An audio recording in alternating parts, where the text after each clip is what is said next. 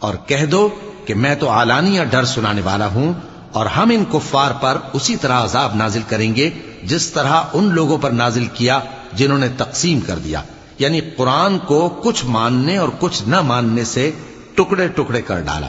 سو تمہارے پروردگار کی قسم، ہم ان سے ضرور پرسش کریں گے ان کاموں کی جو وہ کرتے رہے۔ پس جو حکم تم کو اللہ کی طرف سے ملا ہے وہ لوگوں کو بے دھڑک سنا دو، اور مشرکوں کا ذرا خیال نہ کرو۔